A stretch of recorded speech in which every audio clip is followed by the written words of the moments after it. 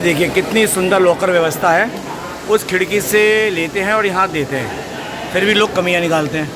कितनी अच्छी सुंदर लॉकर व्यवस्था कर रखी है। सिर्फ पॉइंट बता रखे हैं, जिसको जो कूपन मिलता है, लॉकर की चाबी मिलती है, वो यहाँ काउंटर पे आओ, उस तरफ वाली पे देते हैं और इधर से मिलता है, फिर भी लोग कमियाँ निकालते हैं। इतनी व्यवस्था बढ़िया बना रखी है। पानी चूरा, ये चूरा, भैया अभी बन रहा है। ये छोटी मोटी चीज़ चलती है, तुम्हारे घर में भी होता है ना, तो ये चीज़ होगी। छत पे कभी चूरी है, दीवार चूरी है, या सैनिटरी का कोई पाइप चूरा है, बनते बनते हुआ ऐसे होता है। कमियाँ मत देखो, ये देखो कि प्रभु राम के दर्शन हो रहे हैं, और कमियाँ वही देखता है, इसके अंदर कमियाँ होती है। जैसी दृष्टि वैसी सृष्टि, समझे। लिए आइए बाहर निकलते हैं। बहुत सुंदर दर्शन। प्रीति, लॉकर व्यवस्था बहुत बढ़िया थी। जो लोग कमियाँ निकालते हैं ना, वो वही होते हैं जैसी दृष्टि वैसी सृष्टि। देखो घर बनता है, छत भी चूती है, सैनिटरी का पाइप भी टूटा है, शुरू में तैयार तो नहीं होता, अभी अंडर कंस्ट्रक्शन है।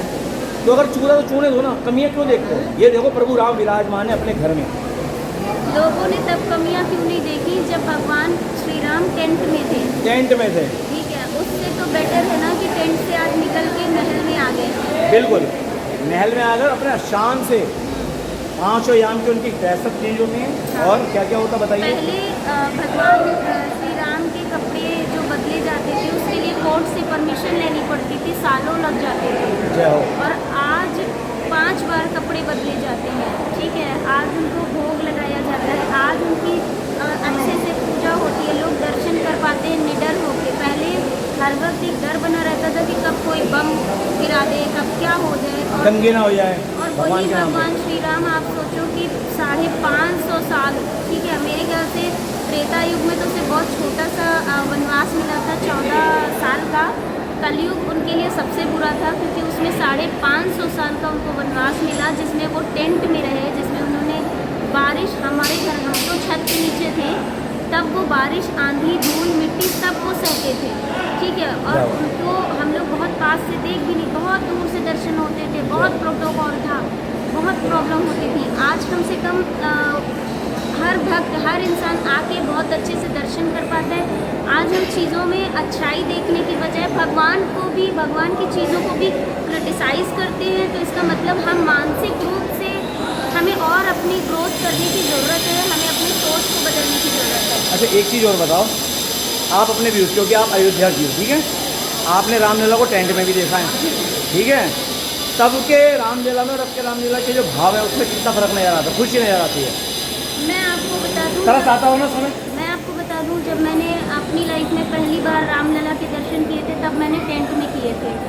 और मैं क्या, मेरी पूरी फैमिली, हम रोए थे उस दिन, हमारे आँख से आंसू इसलिए निकले थे कि हम ये नहीं कहते कि हम महल में रहते हैं, पर हम छत के नीचे रहते हैं, हम धूप से, बारिश से बच सकते हैं। पर हमारे रामलला सिर्फ टेंट के नीचे रहते थे, जहाँ पर उनको प्रसाद चढ़ना, कपड़े बदलना, चीज़ों के लिए कोर्ट से परमिशन लेनी पड़ती थी।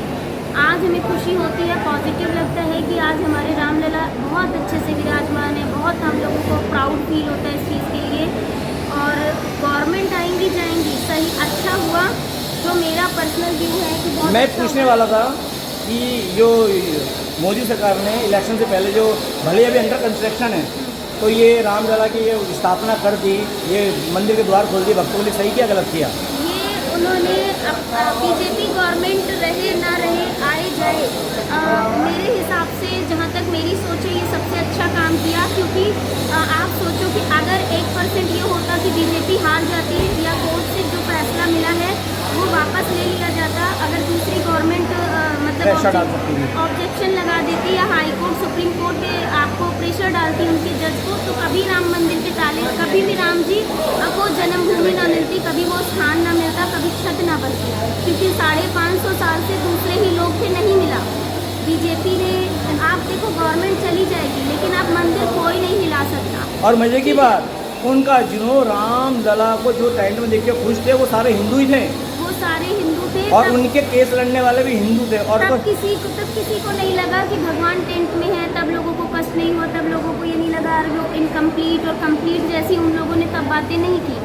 आज जब सारी चीज़ें बहुत अच्छी हो गई हैं, चीज़ें मतलब अब कोई भी चीज़ एक दिन में नहीं बनता, इतना भव्य मंदिर बनना है, कई सालों लग जाएंगे, पता नहीं बीजेपी रहेगी नहीं रहेगी, नहीं पता, लेकिन उन्होंने अपने हिस्से का काम कर दिया, उन्होंने अपने पूरे जिसे कहते हैं ना पूरे जीवन का पुण्य कमा लिया, इस लोक परलोक में कमा लिया। इसमें खैर कोई दो राय नहीं है। और मज़े की बात है, जो बाबरी मस्जिद बख्श में थे, जो वो सारे हिंदू थे। एक बात याद रखना, जो राम का नहीं हुआ वो किसी का नहीं हुआ। नाश तुम्हारा निश्चित है। जो राम के खिलाफ खड़ा होता है उसका रावण जैसा नाश होता है। सत्य वचन। चलो मित्रों, ये हमारी सखी थी, क्योंकि ये अवध की हैं, यहीं की हैं, भले ही आज लखनऊ में, लेकिन इनका सारा पैतृक स्थल जो है अयोध्या है। इनके पिताजी परदादा अयोध्या की गद्दी पे रहे हैं और मुझे गर्व है कि मेरे को इतनी प्यारी सखी प्रभु राम की कृपा से मिली। धन्यवाद सखी जी आपका, और हमारे श्रोताओं आप भी धन्यवाद करना कि हमारी सखी प्रीति पांडे द्वारा आपको बहुत महत्वपूर्ण जानकारी दी। चले तो चलिए मिलते हैं अगली वीडियो में। जय सिया राम।